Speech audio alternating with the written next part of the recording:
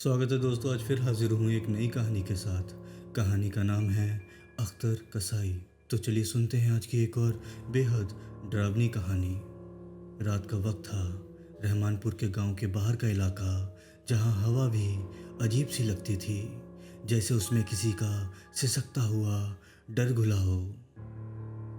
रज़ा अपनी पुरानी जीप में गांव की कच्ची सड़क पर धीरे धीरे चला जा रहा था। बगल में बैठी थी नफीसा।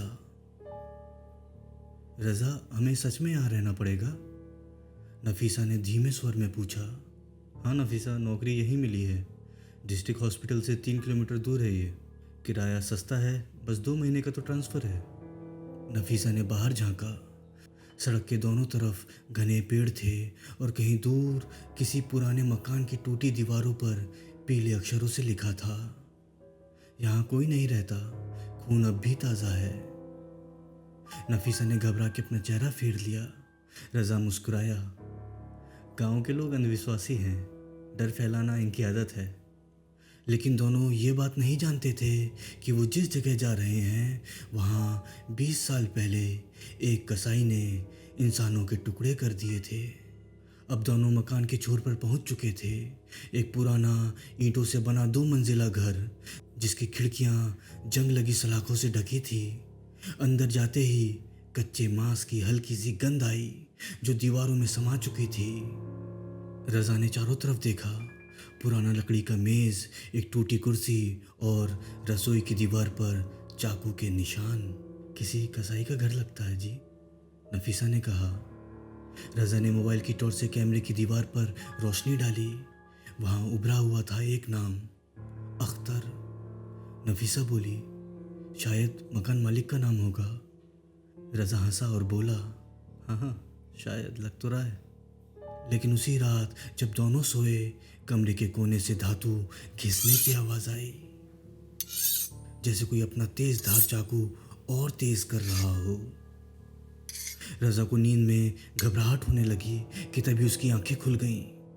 आंखें खुली तो देखा नफीसा बगल में गहरी नींद में थी, लेकिन कमरे के एक कोने में किसी की परछाई झुककर कुछ कह रही थी। वो अंधेरे में बस इतना ही देख सका, लंबा कद, गंदा अर्पण और हाथ में चमकता हुआ चाकू। कौन है वहाँ? रज़ा चिल्लाया। परछाई एकदम रुक गई और धीरे धीरे सिर घुमाया। चेहरा अधजला, आंखें धुंधली लाल। वो बस इतना बोला, गोश्त काटने की आवाज़ से डरते हो? और फिर जैसे धुएं में घुल सा गया। रज़ा ने लाइट ऑन की। कुछ नहीं था, बस फर्श पर गीले लाल निशान जो दरवाजे की तरफ जा रहे थे। अगले दिन सुबह गांव के इमाम साहब मिले। रज़ा ने बातों बातों में घर का जिक्र किया। इमाम ने तुरंत चेहरे पे हाथ रख लिया। तुम उस घर में रह रहे हो जहां अख्तर कसाई रहता था? कौन अख्तर? लेकिन इमाम ने कोई जवाब नहीं दिया और वो वहाँ से चला गया। शाम हो चुकी थी। नफीसा ने रसोई में काम करते हुए सुना कि दीवार के पीछे से हल्की सी आवाज़ आ रही है, जैसे कोई अंदर से हथौड़ा चला रहा हो। उसने रज़ा को बुलाया। दोनों ने मिलकर अपने हाथों से उस दीवार को ठोका तो पाया कि दीवार खोखली थी। रज़ा ने हथौड़ा लिया और थोड़ा हिस्सा तोड़ा और अंदर से कुछ गिरा। एक पुराना मांस काटने वाला चाकू, जिस पर सूखे खून के निशान थे। उसके साथ एक पुरानी फोटो भी। एक आदमी लुंगी बनियान पहने, मुस्कुराते हुए हाथ में चाकू पकड़े। पीछे लिखा था, अख्तर 1988। नफीसा ने कांपते हुए कहा, इसको बाहर फेंक दो रज़ा। रज़ा बोला, अरे नफीसा, बस कबाड़ है, डरने की कोई बात नहीं है। तीसरी रात रज़ा को बुखार हुआ। वो नींद में बड़बड़ाने लगा, खून नर्म है, गर्दन सही से कटनी चाहिए। नफीसा की आंख खुल गई। उसने रज़ा को हिलाया, रज़ा तुम ठीक हो? रज़ा की आंखें खुली, लाल और चेहरे पे अजीब सी ठंडक। वो धीरे से बोला, गोश्त ठंडा रखो नफीसा। और तभी जैसे मानो वो दोबारा होश में आया। मैं क्या कह रहा था अभी? उस पल नफीसा को समझ आ गया, अख्तर कसाई अब सिर्फ घर में नहीं, रज़ा के अंदर आ चुका है। अगले दिन नफीसा ने घर के नीचे तहखाने का सोफ़ा साफ करने का सोचा। जैसे ही वो नीचे गई, सड़ी हुई बदबू ने उसे घेर लिया।